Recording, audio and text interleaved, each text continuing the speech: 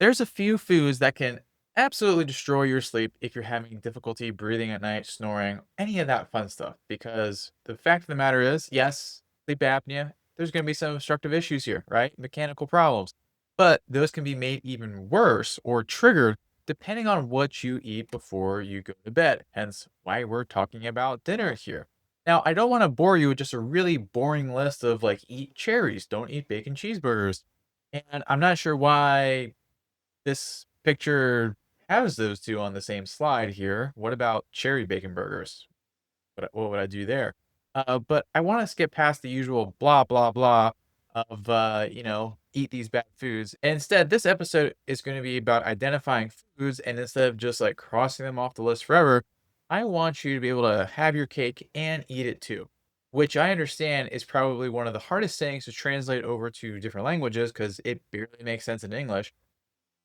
Nonetheless, that's why I wanna make sure that you're still eating nice, enjoyable foods that are still supporting good, healthy breathing and sleep at night. So these 5 food categories, think of it like this. We're gonna talk about to not eat this and then eat that instead. And of course, this is for educational purposes only. This think I need to go beyond that, alright? We're just talking about food, so not a big issue. Well, hopefully. Number 1, carbs, alright? Now you can tell my zooming in and out ability is awful. I'm using a different software here. Now, I don't want you to feel like I'm gonna rip your carbs away from you. That's not what we're gonna do. Remember, this is about having your cake and eating it too, eating it, having it. So that's saying it's awful. So let's talk about carbs here and how they cause problems. So carbs will raise insulin. Your body needs insulin to get glucose from carbohydrate-rich food into your cells. Then when insulin goes up, then this will lead to lower melatonin. So we'll say higher insulin equals lower melatonin. That will equal lower sleep quality. That's true. Now, here's where it gets a little bit tricky and where I will basically, well, on the surface, contradict something I said like not too long ago.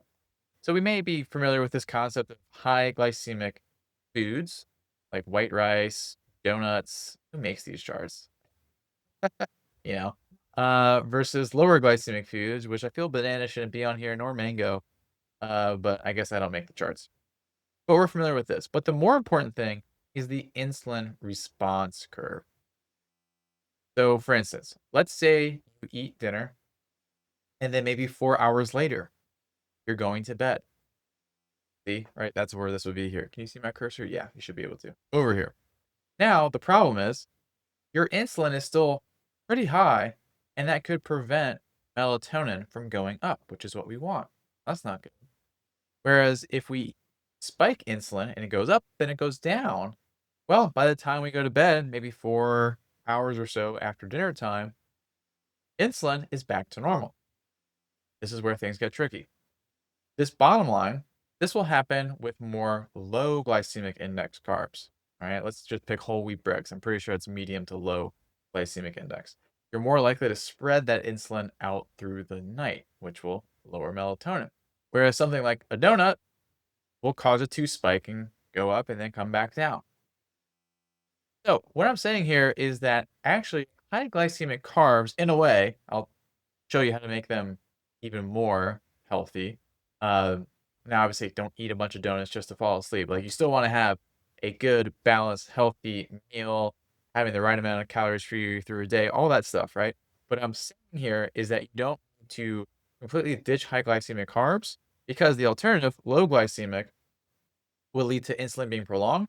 So, if you use high glycemic carbs intelligently, then you can actually enhance your sleep because the insulin will be down. Now, there's more we had to add to this. That's why, me just doing this like a short video won't do it justice. Need to talk about it a little bit longer. The whole point is not just eating a bunch of glucose, it's getting insulin down, go up and down. There's ways you can facilitate this known as GLUT1. This is a glucose transporter, all that fun stuff. It allows glucose to go across the membrane a lot better. You can have more GLUT1 receptors if you do resistance training before dinner, like within 2 hours of it, or some form of light activity afterwards. This will allow you to have your insulin like go up, but it will come back down as opposed to this prolonged thing over the night. So, combining this with the high glycemic carbs, that's how we, again, building this whole episode around an analogy. So that's why at dinner time, actually, it is okay to have high glycemic carbs. We will have a separate discussion on sugar as we go on. I want to talk about natural versus processed sugars, but high glycemic carbs at dinner, if you have some, they're not the big boogeyman that maybe I have even made them out to be because they allow your insulin to come back down. Now, obviously, of course, if you have different metabolic problems, diabetes, etc., that's going to be different. All right, there's going to be a lot of different variations on that. But otherwise, having some is not going to be an absolute deal breaker. But I would say even better than having so many of these low glycemic carbs.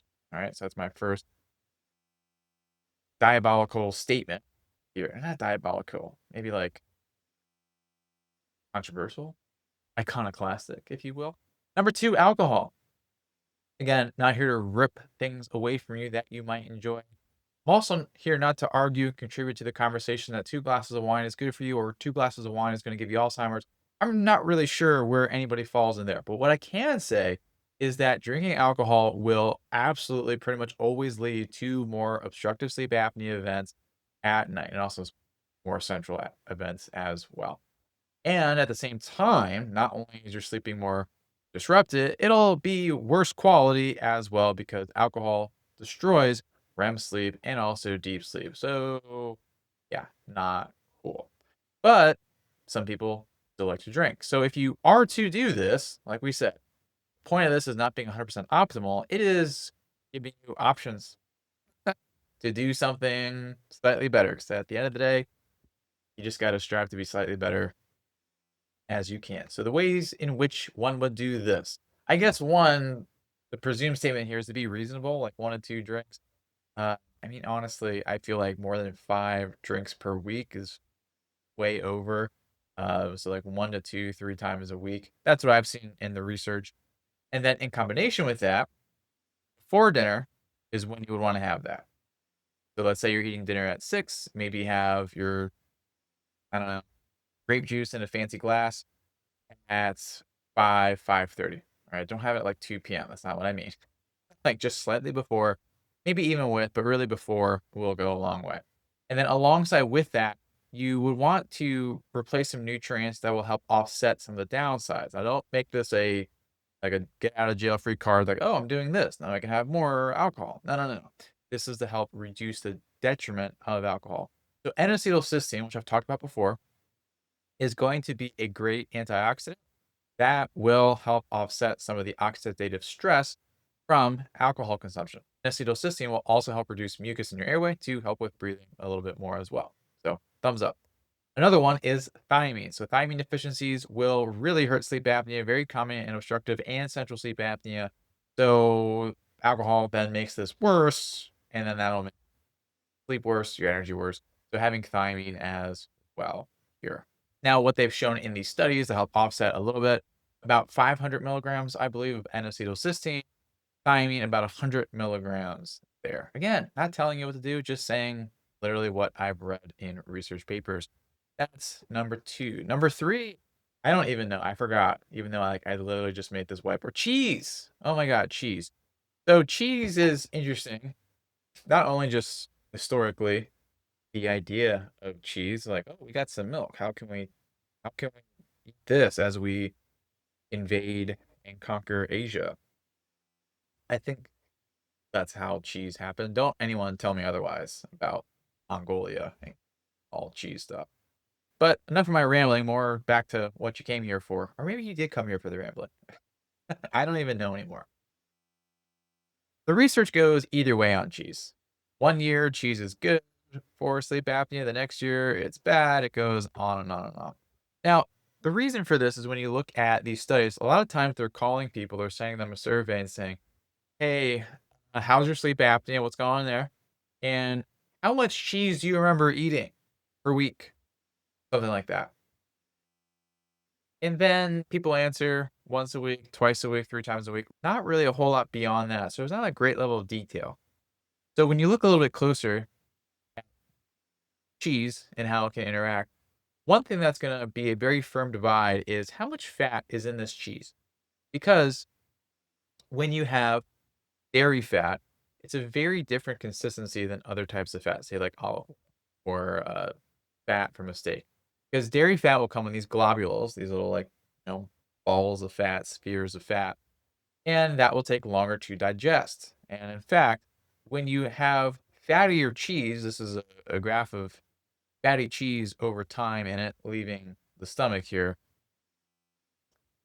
And you got to think of this graph in the opposite. So this is gastric retention, 100%. So as we go to the right, the line is higher. That means it's slower. So the bottom line, this is the fastest. It empties out of your stomach and goes on to be digested faster. Whereas up top here, it takes longer. As you decrease the fat in dairy food, it will empty out of your stomach faster. The reason this is important for sleep apnea, if you have more stuff in your stomach and then you lay down at night, you will have a little bit of reflux, even if you don't have full blown GERD. You have some reflux there, and that can irritate your esophagus. And just like a bunch of dominoes in a line here, that will then lead to more inflammation in the airway, harder to breathe. And I think that's why there's this constant back and forth between this two, because they don't really control for is it low fat cheese, is it high fat cheese, or also when the cheese is, because a cheese omelet for breakfast is going to be a lot better than a cheese omelet for dinner. Yeah. Well, let's talk about cheese first. So that's like the big point. Fat content of cheese. Not saying high fat at dinner is bad. I'm saying high fat in a dairy context will have an impact on breathing. So that's where this line of, just to really simplify it, high fat cheese, bad at dinner. Lower fat cheese, good at dinner. So what that looks like, typically the fresher cheeses, which I don't know what that means because they say that on the package or, cookbooks, but like I haven't made cheese. Who do they think I am? Like, oh yeah, fresh from Instacart. But if you're so inclined, these cheeses over here, so goat cheese, cottage cheese, ricotta, mozzarella, etc., and higher fat cheeses, which I got brie. How do you say that one? I'm not I'm not fancy enough to say that. Can't. No, Camus isn't like a philosopher. I don't. I'm not gonna try that cheese. Parmesan. There we go. Yeah, I don't know how I got this far in life, but higher fat cheeses you would want to limit or avoid at dinner time. Now, of course, you may be thinking, can't I like just go for low fat cheddar? Yeah, you could from like skim milk, etc. There. So if you want to screenshot that, or just remember, that's also number 4 is bread here, whichever kind of bread this is. Now, a lot of times people kind of freak out when I come for their bread, which I kind of get. But the fact of the matter is, bread can be highly inflammatory to the airways, gonna hurt your breathing, yada, yada, yada. Specifically, gluten, or we'll just keep it at gluten, can be the main vehicle of inflammation, which is why they find that when you have adults who don't have celiac, but perhaps have gluten sensitivity, you remove gluten from their diet, they sleep better. And there's no gluten-free and obstructive sleep apnea in adults. There is this pediatric study. Yes, the kids have celiac disease, but they also apparently had sleep apnea. I did not have pediatric celiac disease and obstructive sleep apnea on my bingo card of comorbidities, but here we are. And lo and behold, you take the gluten out, kids do not have obstructive sleep apnea symptoms or signs. So that's cool. Now, that's not to say it's going to be a one-for-one relationship in adults. This is the closest I could find for this evidence. But the bigger thing is connecting how a pro-inflammatory diet will greatly heighten your risk of obstructive sleep apnea here by quite a bit. So this is a big Harvard study, and they looked at the more inflammatory your diet was, then just the higher risk of sleep apnea. But you could just say, hey, I'll do gluten free, and you totally could. That very likely would be slightly better. However, a lot of these gluten free mixes, I mean, this one's, kind of better. Now, the problem with some gluten free mixes, this one seems pretty good, but a lot of times they'll have like questionable ingredients in there, whether it's like seed oils or like weird chemicals, things of that nature, xanthan gum, um, whatever the heck this is, sodium acetate, pyrophosphate, the good stuff, that great, great stuff. questionable. So something for a little bit more natural, and you may be detecting that I just went over back to the gluten side because I did. Sourdough bread. So sourdough bread does have some gluten in it, but it is broken down pretty substantially in the fermentation process. So, myself included, because I would say I'm probably gluten sensitive. I went gluten free before it was cool. So just keep that in mind. Mainly because I lived above Subway in college for a year. That will make you hate bread like no other. But having some sourdough bread doesn't have any impact on me. So it's something whether you make it or you buy sourdough bread, still avoid crappy ingredients, but it's going to be easier to digest. It's going to have more nutrients. It's going to be better for your gut microbiome.